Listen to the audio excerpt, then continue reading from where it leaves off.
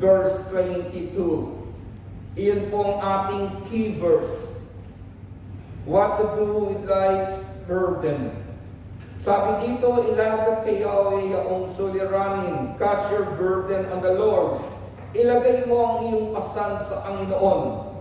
Ngayon mga kapatid, baybayin po muna natin ang Psalms chapter 55. Simulan po natin sa verse 1 and 2. Ang sabi ni David, ang aking dalangin dinggin, Panginoon, o dinggin mo ako sa aking pagtanghoy.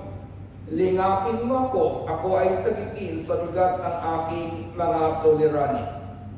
Kapag may burden po tayo sa ating buhay, mayroon kayong pinagdaraanan, mayroon kayong pasan, ang unang bagay na dapat mong ilagay sa iyong puso, di ka dapat mag-alinlangan sa Diyos. Amen. Hindi ka dapat mag-alinlangan sa Diyos. Dahil ang sabi po ng sumulat ng Salmo, ang aking dalangin, dinggin Panginoon, o dinggin mo ako sa aking pagtanggol. Ikalawang bagay mga kapatid, kapag dumarating po sa atin ang tiisin, ang bigat ng pinagdaraanan natin, mayroon pong temptation na tayo mag-complain, mag-murmuring. Pero huwag mong gagawin yan. Huwag kang mareklamo, huwag kang mag-murmur mga kapatid. Hindi po gagaan ang iyong pasan. Pinabibigat mo lang lalo ang sitwasyon na iyong pinagdaraanan. Amen. Kung ang prayer request mo, magbago yung asawa mong lasinggero, pagkatapos niyan, mga kapatid, nung tumawag ka, lasing na naman, huwag ka nang magreklamo. Huwag mo nang sabihin, wala ka nang pag-asa. Pinabibigat mo lang ang iyong buhay. Sabihin mo lang yung sa iyong sarili, may magagawa ang Diyos na aking pinaglilingkuran. Ang ikatlo po na kalulungkot ito, kapag mareklamo tayo, dumarating sa atin yung salitang despair, nawawalan tayo ng pag-asa. Nagkakaroon tayo ng self-pity. Hinahanap po tayo o inaakay tayo ng pasan ng buhay sa sobrang kalungkutan ng ating pinagdaraanan. Kaya kahit nagkakantahan na sa gawain ng Panginoon, hindi pa ganoon kasaya ang iyong puso. Kaya ingatan po natin iyan. At ang nakalulungkot mga kapatid, yung tinatawag na desire to escape. Anong ginagawa ng ilan? Lumilipat ng lugar. O yung iba, tuluyang tinatakasan po yung bigat ng buhay, nagpapakamatay. Nabanggit po yan ni David, sabi niya rito sa Psalms chapter 55 verse 6, wika ko, kung ako lamang ay may pakpak parang kalapati, ako ay lilipad, ako ay hanap ng dakong panatag, aking liliparin ang malayong lugar at doon sa ilang ako mananahan. Pansinin po ninyo, kapag dumating na yung salitang despair, kawalan ng pag-asa, ang sabi ng sumulat ng Salmo, ayaw niya nang makisama sa maraming tao. Ayaw niya nang makisama sa fellowship. Doon na lang ako sa ilang mananahan. Pero ang mga bagay niyan, mga kapatid, hindi makapagpapagaang ng pasanin ng ating buhay. Kaya ngayon po, ituturo ko sa inyo ang tatlong pamamaraan. What are we to do with life's burdens? Ano ang bagay na pwede natin gawin kapag dumarating po tayo sa pasanin suliranin? Maraming intindihin sa buhay. Itong unang bagay na tandaan mo. Ilagay mo sa puso mo kapatid. Put it into your spirit, my dear.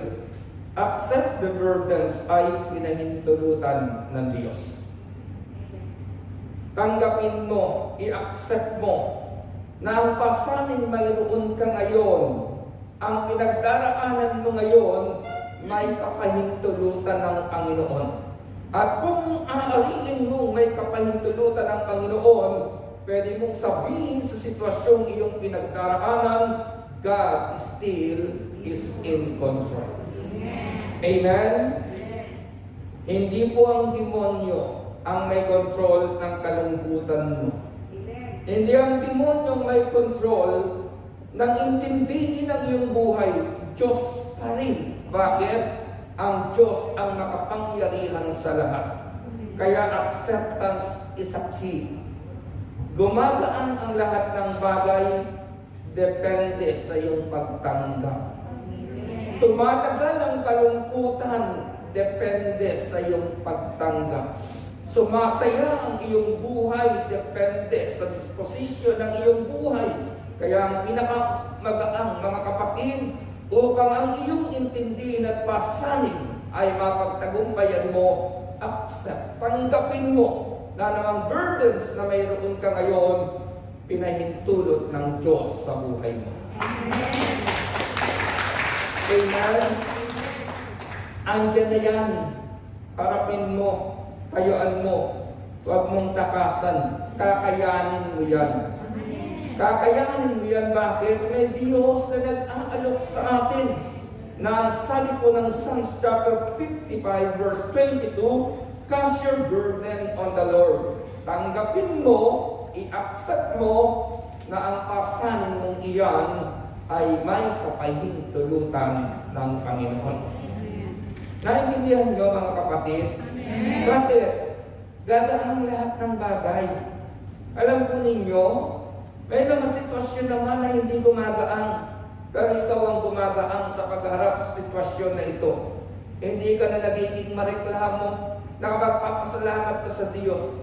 At kapag nalagay sa iyong isipan na Diyos ang may kontrol ng lahat ng bagay, kahit gaano kabigat, alam mo, may Diyos na tutulong sa iyo at magbibigay ng tagumpay sa buhay mo. Ang sabi po ni Pablo in 1 Corinthians chapter 10 verse 13, sabi ni Paul ay ganito, wala pang pagsubok na dumating sa inyo na dininanas ng lahat ng tao. Tapat ang Diyos at hindi niya ipahintulot na kayo subukin ng higit sa inyong makakaya. Sabihin mo sa iyong puso, kaya mo yan. Kaya mo yan. Sabihin mo sa iyong katabi, kaya natin ito. Ano ang unang susi ng mga kapatid? Accept the burdens ay pinahintulot ng Panginoon.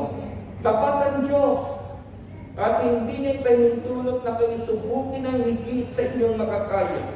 Sa halip, pagdating ng pagsubok, bibigyan niya kayo ng lakas upang mapagtagumpayan iyon. Outreach po namin sa Corion, Palawan para hatiran ng salita ng Diyos ang mga kapatid natin na may ketong na doon po inilalagay sa lugar na yan.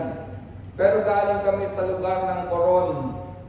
Nang sunduin po kami ng bangka na medyo malaki, malakas po yung alon doon sa dagat na aming daraanan. Pero kita-kita po kung gaano kahusay yung mga bangkerong sumundo sa amin. Alam niyo mga kapatid, gaano man kalaki yung alon na aming haharapin, yung bangkang aming sinasakyan, laging nasa ibabaw ng alon. Gumigilid po yung bangka at kapag umalon, mag-i-slide o gigilid na akyat. At kapag naroon po kami sa pinakatuktok ng alon, tuwang-tuwa mga bangkerong ito.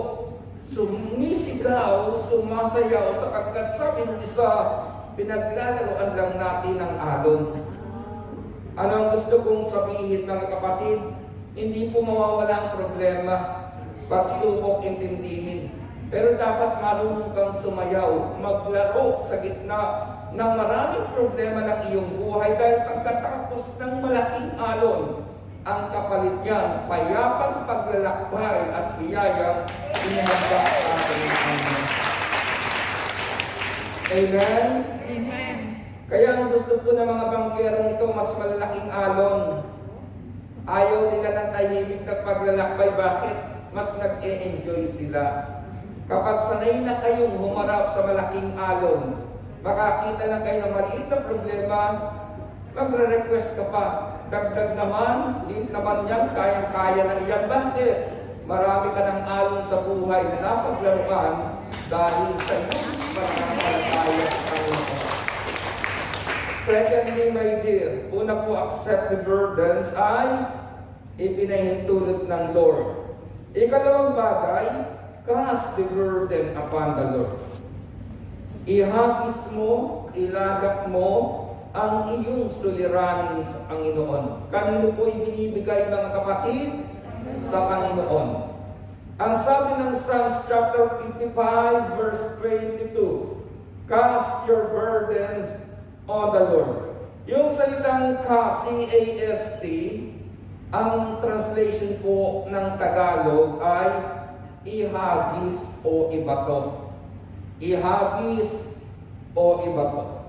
Yung microphone na hawak ko ngayon, kung nasa kamay ng isang sister, sinabi ko sa sister na ito, ihagis mo nga sa akin ang microphone na yan.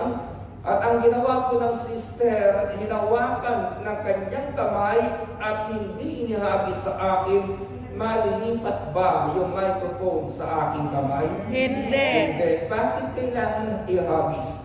Kasi nais ng Diyos na madaling mawala sa kamay mo at malipat sa kamay ng Panginoon.